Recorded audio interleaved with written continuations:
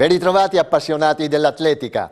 Mereto di Tomba ha ospitato, come da tradizione, la prima prova del Trofeo Modena, indetto dal Centro Provinciale Libertà Suline, in una bella giornata di sole, dopo il fortunale di sabato che aveva costretto gli organizzatori a mandare a casa gli esordienti che numerosissimi erano convenuti alle gare loro riservate. Organizzata dalla locale Libertas di Annalisa Ferino e Ivo Frisano, la gara d'apertura della stagione all'aperto ha messo in evidenza la consueta massiccia presenza di giovani e l'altrettanto consueta carenza di risultati di rilievo. In questi casi la pazienza è necessaria perché da numeri alti è più facile che esca qualche cosa di importante. Ecco allora l'analisi tecnica sui migliori risultati del professor Franco De Mori.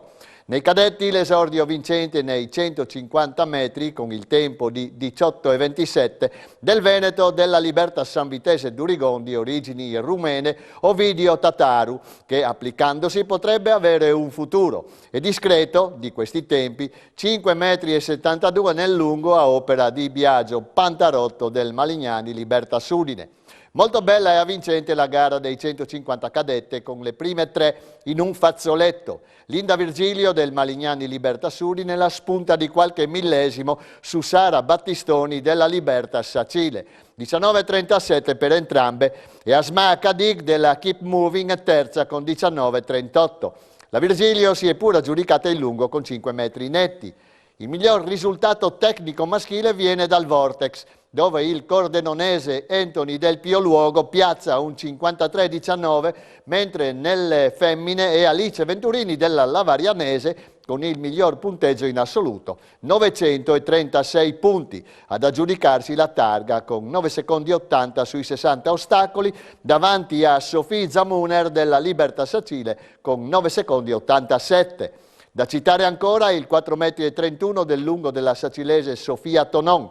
Nelle staffette tanto agonismo e partecipazione, 25 classificate nelle ragazze a esempio, ma nessun risultato di rilievo. La speranza è che ai campionati regionali di staffette in programma a San Vito ci siano concreti miglioramenti. Molto bene invece la gara di contorno del martello, rimandata a sabato per il maltempo, dove lo junior del Malignani Libertas Udine Davide Vattolo, personal best 72,29, ha superato ancora i 70 metri con 71,01, precedendo il compagno di squadra Alessandro Feruglio con 67,26 metri, personal best 69,87, e dove l'allievo Eric Tavano ha chiuso con 63,09 metri contro un personale di 66,05 metri. Niente record quindi, ma risultati di altissimo livello nazionale.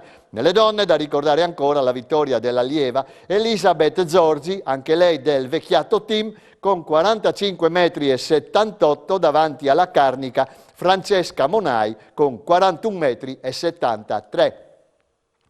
La cerimonia di premiazione degli atleti, dei tecnici e dirigenti della Libertas Grions e Remanzacco, che si sono distinti nel corso del 2021, si è svolta all'Auditorium Comunale di Povoletto. Una cerimonia ristretta perché la pandemia, non ancora del tutto sconfitta, ha consigliato massima prudenza. La speranza di ritornare a fine anno a incontrare l'organico al completo per una grande festa è il sogno dei dirigenti che hanno ricordato una stagione indimenticabile che ha regalato soddisfazioni a tutti i livelli, con impennata di tesserati che quest'anno ha raggiunto quota 160 e che si apprestano ad affrontare la nuova stagione con rinnovato entusiasmo. Abbiamo raccolto le dichiarazioni di alcune delle autorità intervenute alle premiazioni. Sentiamo. Con grande piacere che oggi ho partecipato a questa cerimonia di consegna dei premi agli atleti della Libertas Grions e Remanzacco, una bellissima realtà sportiva che accomuna i ragazzi di Remanzacco e di Grions e non solo, le loro famiglie, ecco, ragazzi che sono seguiti in questo loro importante percorso sportivo da capacissimi istruttori e allenatori. Oggi con grande piacere ho ascoltato le parole di Pascolini, uno degli istruttori, veramente ha lasciato tutta la sala con la bocca aperta perché ha detto delle parole bellissime. Ha ricordato a tutti noi i nostri doveri, i nostri obblighi nei confronti dei giovani, perché la Libertas Grions è stata una società che ha creduto nei giovani e ne abbiamo visto i risultati. Nelle file della società crescono di giorno in giorno gli atleti, sono seguiti da un team di persone veramente professionalmente molto capaci, persone però che ci mettono, oltre alla competenza, ci mettono la passione. 50 anni, il prossimo anno compirà la Libertas. Siamo tutti pronti per festeggiarlo insieme. L'amministrazione comunale di Remanzacco ha un obiettivo, vorrà fare un bellissimo regalo a Libertas. Non dice niente per scaramanzia, però veramente io mi auguro, assieme al mio collega di Povoletto, il prossimo anno di poter dire: carissima Libertas, abbiamo fatto questo per te. Però quello che rende ricca la Libertas è questa grande passione, questa grande umanità, questa grande amicizia che c'è fra i giovani e lo staff che li dirige. Per cui complimenti ai giovani atleti, alle loro famiglie e a chi con tanta passione da tantissimi anni segue la Libertas Grions Remanzacco. Oggi è stato un momento che ho veramente vissuto con il cuore, con gli atleti, gli allenatori, i dirigenti e lo staff della Libertas in questa grande festa che ha voluto rappresentare un anno di duro lavoro e di grandissimi traguardi raggiunti. I complimenti vanno a tutto lo staff perché si è impegnato e anche in questo periodo difficile del Covid è riuscito a tenere vicino questi ragazzi e specialmente la parte giovanile, che non solo è stata mantenuta ma è stata anche implementata, quindi creando ancora di più una passione per questo sport di aggregazione e di unione.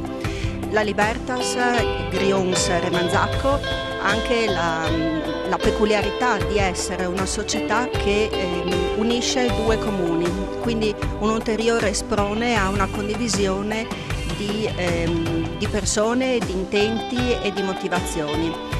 Quindi non posso che augurare un ottimo futuro, un in bocca al lupo, anche perché il prossimo anno ci sarà un grandissimo traguardo che verrà festeggiato da questa società. Quindi come amministrazione speriamo di supportarli e sostenerli per il raggiungimento di questo obiettivo e per festeggiare insieme a loro. Oggi la Libertas Grions Remanzacco ha premiato gli atleti e i dirigenti dopo 2 anni, quasi 3, di assenza di queste manifestazioni non per colpa nostra. Abbiamo voluto farlo perché sono tanti anni che noi crediamo nei giovani e soprattutto siamo alla vigilia dei 50 anni di questa società. 50 anni senza soluzione di continuità, senza un'interruzione, senza niente, che ha fatto un grosso lavoro nei confronti dei giovani. Ecco, oggi, per quanto mi riguarda come presidente onorario, oltre ai ringraziamenti ai dirigenti, agli sponsor, a quelli che ci danno una mano, posso dire di essere veramente orgoglioso di avere una società, di far parte di una società che è una famiglia nello sport, è una vera famiglia nello sport, nel settore giovanile della disciplina dell'atletica. Ecco, l'auspicio e l'augurio è che il prossimo anno, per i 50 anni, di ritrovare non solo queste persone, ma di continuare a ritrovare lo spirito che ha contraddistinto questa società. Io oggi vado via con un'iniezione di fiducia dentro di me che mi fa dire che bisogna, finché esistono società come queste, continuare ad impegnarsi a lavorare in favore dei giovani per dare quei segnali di valori e valori importanti che servono mai come in questo momento nella nostra società. Trasferta marchigiana e precisamente a Fano per il 23° campionato italiano di corsa campestre CSI per 25 atleti del GS Natisone. Per le categorie giovanili del team delle Valli è stata la prima esperienza a livello nazionale. Il Friuli Venezia Giulia era rappresentato anche dall'Atletica Dolomiti Friulane e dai podisti Cordenons, con le quali è stata formata la staffetta delle regioni. Il GS Natisone ha portato a casa un buon 11° posto nella classifica generale tra le 101 società partecipanti. Nella gara individuale il primo titolo italiano per il GS Natisone è stato conquistato dal dodicenne Raffaele Trinco di Cravero di San Leonardo, studente della scuola bilingue di San Pietro al Natisone, che si era già imposto nelle prove regionali della FIDAL. La seconda vittoria è arrivata dal diciottenne Fabio Visintini di Corno di Rosazzo, studente del liceo classico Paolo Diacono di Cividale del Friuli. Seconda posizione per Paola Carinata, friulana, classe 1964, che risiede nella Repubblica di San Marino e pluricampionessa italiana di prove multiple. La staffetta per regioni, che schierava Emanuele Brugnizza, Fabio Visintini, Fabio Roiatti, Lorenzo Brugnizza, Valentino Giuliani, si è classificata terza. Al di là di queste eccellenze da podio, tutti i componenti della formazione giallo-blu, assieme a quelli della destra tagliamento, si sono bene comportati.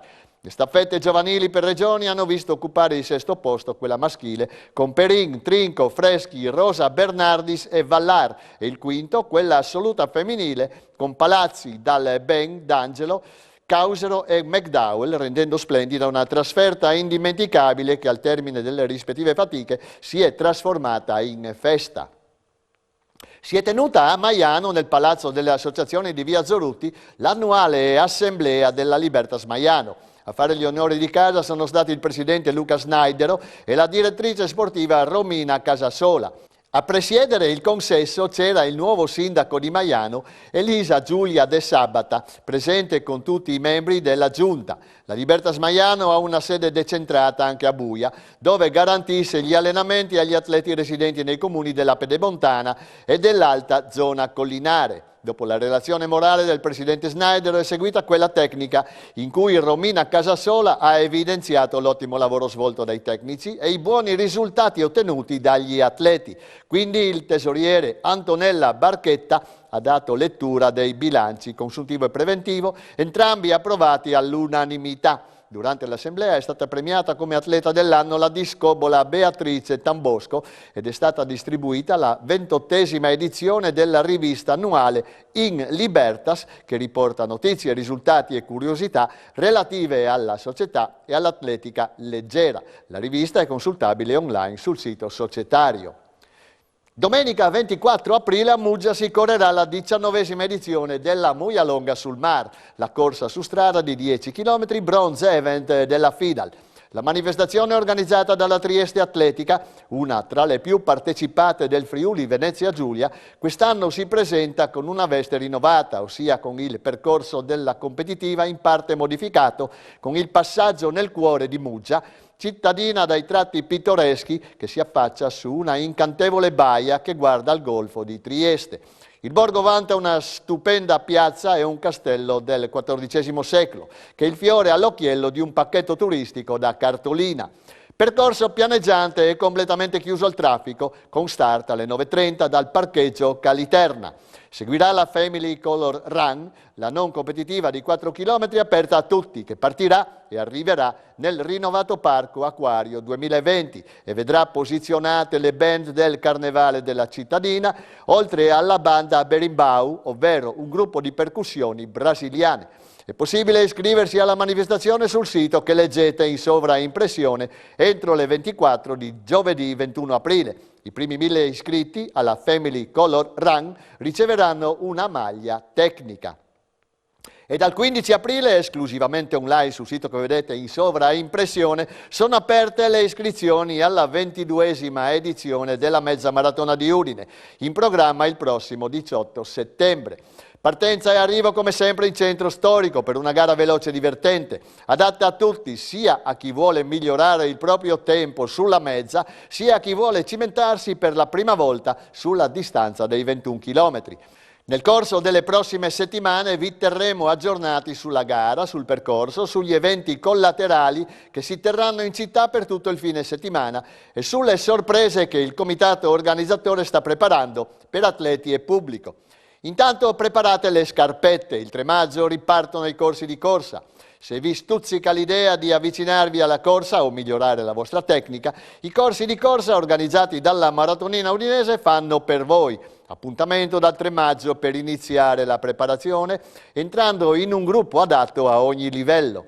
Le lezioni si terranno ogni martedì e giovedì al Parco del Cormor, Udine, zona stadio Città Fiera, dalle 18:30 alle 20 e saranno ottenute da istruttori certificati FIDAL. Ritrovo per le preiscrizioni nella zona chiosco dalle 17 del 3 maggio 2022. L'iscrizione richiede il tesseramento Libertas o FIDAL, oltre alla quota mensile per l'attività. Inoltre è necessario il certificato di idoneità sportiva agonistica o non agonistica per l'atletica leggera in corso di validità. E con questa notizia noi terminiamo qui anche l'odierna puntata. Grazie per l'attenzione, arrivederci a lunedì prossimo.